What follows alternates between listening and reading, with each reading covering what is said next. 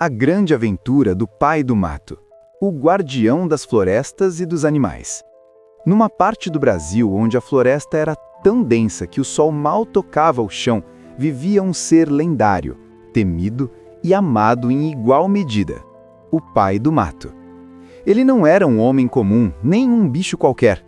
Era a própria alma da mata, o guardião das árvores centenárias, dos riachos cristalinos e de todos os bichos, dos menores insetos aos mais majestosos jaguares. O pai do mato era uma figura imponente, mas misteriosa.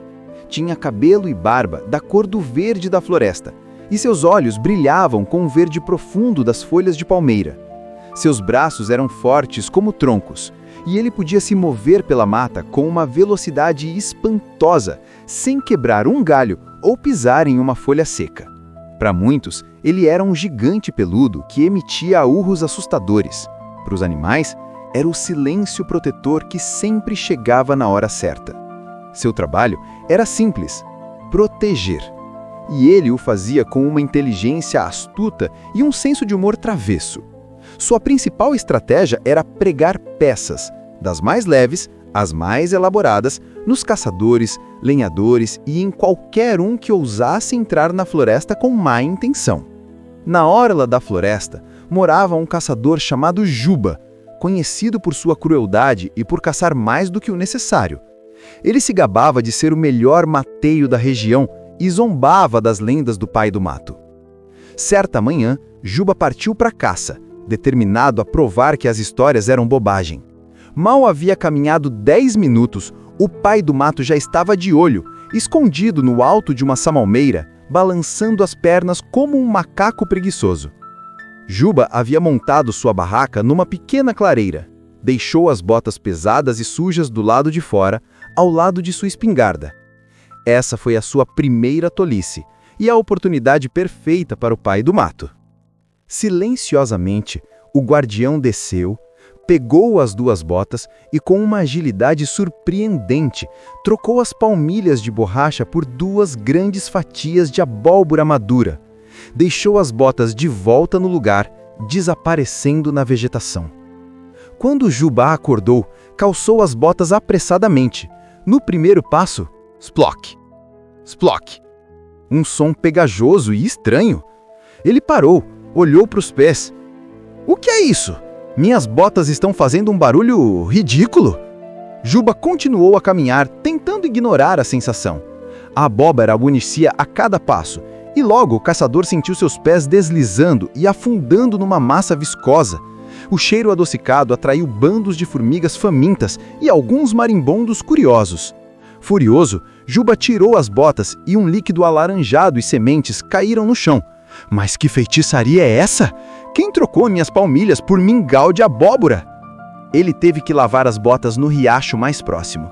O pai do mato, assistindo de longe, gargalhou silenciosamente, seu riso sacudindo as folhas das árvores como uma brisa suave. A abóbora, no lugar das palmilhas, não o machucou, mas o ridículo da situação o fez voltar para casa mais cedo, resmungando sobre a mata mal assombrada. Um grupo de lenhadores, liderado pelo truculento Zé Machado, tinha a intenção de derrubar uma área inteira da floresta para vender a madeira. Eles se estabeleceram perto do rio Amazonas, de onde tiravam a água para cozinhar. O pai do mato sabia que derrubar aquelas árvores significaria destruir o lar de centenas de pássaros e pequenos macacos prego. Ele precisava agir rápido e de forma decisiva, mas sem violência. Durante a madrugada, enquanto os lenhadores roncavam em suas redes, o pai do mato reuniu uma legião de lontras e capivaras, seus amigos de longa data. Eles trabalharam em conjunto. Enquanto as lontras roíam e empilhavam troncos em um ponto mais distante do rio, as capivaras usavam seus focinhos fortes para abrir um pequeno canal na margem oposta. Ao amanhecer, Zé Machado e seus homens acordaram com um barulho estranho. O rio Amazonas não estava mais sussurrando. Ele havia desaparecido. O leito do rio perto do acampamento estava seco, restando apenas um pequeno e triste poço de lama. Que bruxaria é essa? Gritou Zé Machado, pulando da rede. O rio havia mudado seu curso. O pai do mato e seus ajudantes haviam desviado o fluxo da água, criando um novo riacho sinuoso que passava bem longe do acampamento dos lenhadores. Os homens ficaram sem água para cozinhar, beber e, o pior, para operar o maquinário que dependia de resfriamento. Tentaram seguir o novo riacho, mas o pai do mato havia traçado um caminho tão confuso e cheio de obstáculos, galhos baixos, teias de aranhas gigantes e vespeiros vazios, que eles se perdiam a cada 10 metros. Zé Machado, sedento e irritado, abandonou a missão. Esta mata não quer que a gente fique, é assombrada. Vamos embora antes que a sede nos mate. Ao se retirarem, viram o rio Amazonas voltando a seu leito original, como se nada tivesse acontecido. A água límpida, corria calmamente, e um som alto e grave que parecia um ha-ha-ha-ha ecoou pela mata. Era a risada do pai do mato, misturado com o som das águas, um som que só a natureza conseguia produzir. O pai do mato não afastava apenas os malfeitores, ele também protegia a floresta dos curiosos e dos que entravam sem pedir licença. Na pequena vila vizinha morava uma menina chamada Lua, uma criança esperta e aventureira, mas que às vezes, sem querer, perturbava os bichos e arrancava flores raras. Lua ouvia as histórias do pai do mato, mas, ao contrário dos caçadores, ela morria de vontade de conhecê-lo. Um dia, Lua se aventurou mais fundo na mata do que deveria, procurando um ninho de beija-flor. Ela se perdeu. O pai do mato, sabendo que a menina não tinha má intenção, mas precisava de uma lição sobre respeito, decidiu pregar-lhe uma peça de carinho.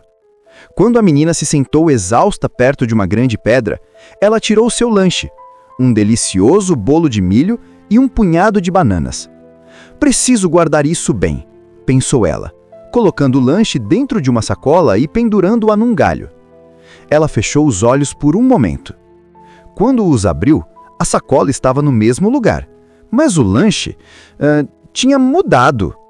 O bolo de milho estava lá, mas em vez de ser amarelo e macio, era verde, com sabor de capim-limão, e as bananas eram pedras pintadas de amarelo. Lua não chorou, mas ficou perplexa. Ela tentou comer o bolo de capim-limão, mas a acidez do limão a fez torcer a boca. "Que coisa estranha!" murmurou. Nesse instante, ouviu-se um sussurro na mata, como se as árvores estivessem falando. "Pequena Lua, os presentes da floresta são para a floresta.